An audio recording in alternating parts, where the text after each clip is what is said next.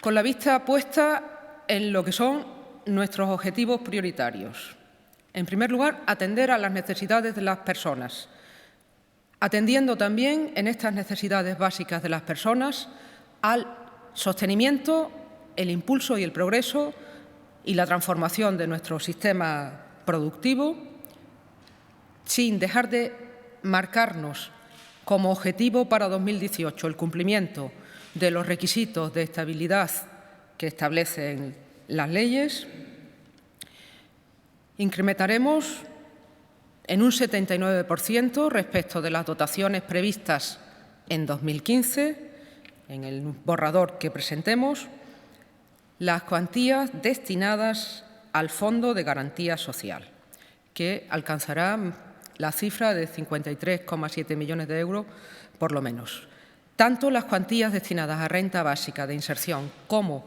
a mínimos vitales, como ya se contemplaba en el anterior proyecto de ley, se considerarán créditos ampliables. Un segundo bloque que se financiará con un adelanto de fondos europeos está destinado a las inversiones productivas orientadas a la creación de empleo.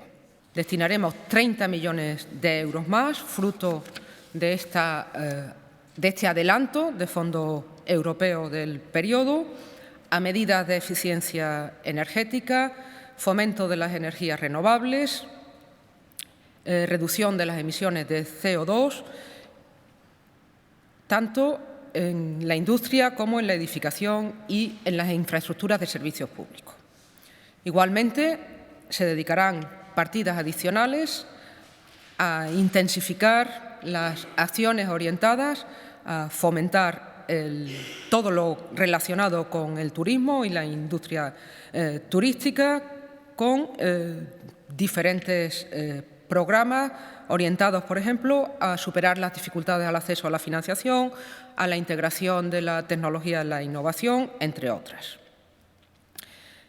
En el ámbito de las ayudas y fomento a pequeñas y medianas empresas, autónomos y actividad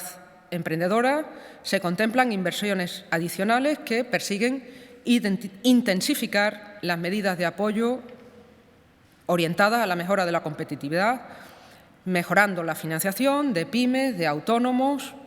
y facilitando, a su vez, el acceso a las nuevas tecnologías. Incluimos en este capítulo también acciones destinadas al comercio minorista. En relación con el aumento de dotaciones ya previstas en el ámbito de la garantía juvenil, se contemplan medidas adicionales, inversiones adicionales para la disminución y prevención del abandono escolar prematuro a través de itinerarios de aprendizaje en la educación formal, no formal e informal, para que los jóvenes se reintegren a la educación y a la formación. En materia de I+D+I, como política transversal de todas las anteriores, se aumentarían las dotaciones en esta línea de actuación mediante refuerzo de acciones encaminadas al fomento de la creación y consolidación de empresas innovadoras, entre otras.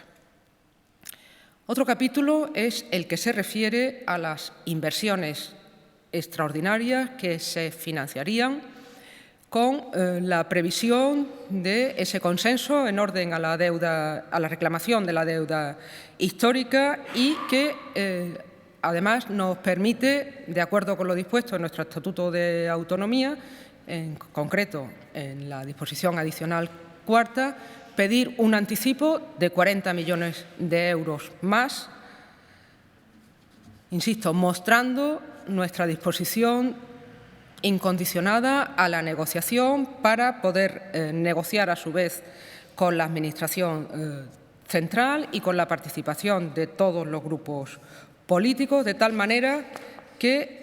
incrementaríamos en 40 millones de euros estas inversiones extraordinarias que tendrían diferentes objetivos o diferentes destinos.